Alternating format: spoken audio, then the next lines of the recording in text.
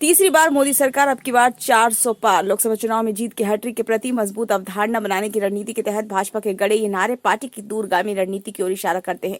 इन नारों से भाजपा के रणनीतिकारों ने चुनावी बहस को एनडीए की हार जीत से परे गठबंधन को तीसरी और बीते 2 चुनाव से बड़ी जीत हासिल करने का माहौल बनाने की दिशा में कदम बढ़ाकर विपक्ष पर मनोवैज्ञानिक बढ़त बना ली है।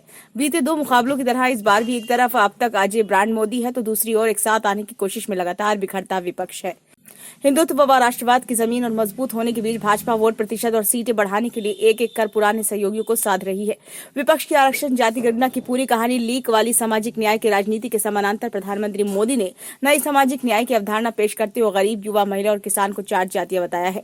वहीं बीते 2 मुकाबलों में ब्रांड मोदी से पार पाने में अक्षम विपक्ष पहले ही तरह ही महंगाई, बेरोजगारी जैसे पुराने मुद्दे को उठा रहा है। हाँ, नया ये है कि आजादी के बाद पहली बार कांग्रेस ने सामाजिक न्याय की राजनीति को मुखरता के साथ अपनाया है। राहुल गांधी अपने हर कार्यक्रम और जनसभाओं में सत्ता में आने पर जाति की जनगणना कराने और आरक्षण का दायरा बढ़ाने का वादा कर रहे हैं।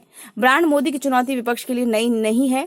गुजरात के सीएम से लेकर प्रधानमंत्री तक ब्रांड मोदी विपक्ष के लिए अभेद्य खिला रहा है। सीएम पद की शपथ लेने के बाद गुजरात में 2012 से 2014 से केंद्र में कांग्रेस को लगातार मुंह की खानी पड़ी है। इसी ब्रांड के सहारे भाजपा नया वोट बैंक स्थापित करने में सफल रही है। वर्ष 2009 में जब भाजपा लोकसभा चुनाव हारी तब उसे महज 7.84 करोड़ वोट मिले थे। हालांकि मोदी शाह युग की शुरुआत के बाद बीते 2 चुनावों में उसके मत में 15 करोड़ से अधिक की बढ़ोतरी हुई है। 2019 के चुनाव में तो उसे 2024 सीटों पर 50% से अधिक वोट मिले। विपक्ष की अगुवाई कर रही कांग्रेस मत प्रतिशत नहीं बढ़ा पाई। 2009 में कांग्रेस को 28.55% मत यानी कि 11.92 करोड़ वोट मिले।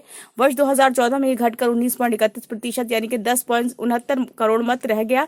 2019 में थोड़ा बढ़कर 19.6% यानी कि 11.90 करोड़ मत हो गया। कांग्रेस का मत प्रतिशत स्थिर रहा मगर भाजपा का तेजी से बढ़ा। 2019 में भाजपा को 37.7% वोट मिले, कांग्रेस से करीब 2 गुना। यह स्थिर मत प्रतिशत कांग्रेस की बेहाली दूर करने में कोई मदद नहीं कर पा रहा है। इंडिया ब्लॉक को चुनाव तैयारियों में बहुत पीछे है। कांग्रेस ने उम्मीदवारों की पहली सूची जारी कर दी है मगर साथियों संग सीट बंटवारा ये प्रश्न बना हुआ है।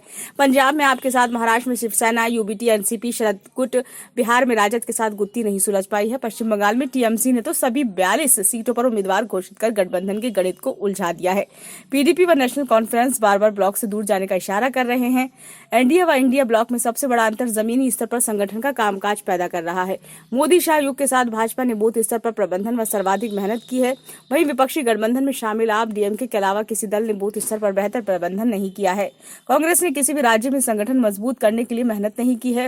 राजनीतिक विश्लेषक मानते हैं कि विपक्ष ब्रांड मोदी के खिलाफ अपने सही मुद्दे तय करने के बदले पीएम मोदी पर व्यक्तिगत हमले को एजेंडा बनाकर हार का सामना कर रहा है। तथ्यात्मक बात यह है कि पीएम के रूप में 2 कार्यकाल पूरा करने के बाद भी मोदी की लोकप्रियता में कहीं कमी नहीं दिख रही है। विपक्ष को मोदी पर व्यक्तिगत हमले का नतीजा भुगतना पड़ा है, फिर भी वह इससे बाज नहीं आ रहा। मोदी ने हर व्यक्तिगत हमले को ही हथियार बनाकर विपक्ष का दम फुला दिया। 2014 में मोदी को चाय वाला कहकर और जाति का मुद्दा उठाकर 2019 में राफेल सौदे में चौकीदार चौरे का नारा गढ़ने वाले विपक्ष को इसकी कीमत चुकानी पड़ी। मोदी के सीएम रहते भाजपा ने विपक्ष के हमले को हिंदुत्व पर हमला बताया, जबकि केंद्र में आने के बाद इसे गरीबों का मजाक उड़ाने से जोड़ा। इस बार राजद सुप्रीमो के मोदी के परिवार विहीन होने के बयान को भाजपा ने मोदी का परिवार अभियान के जरिए ध्वस्त करने की रणनीति बनाई है।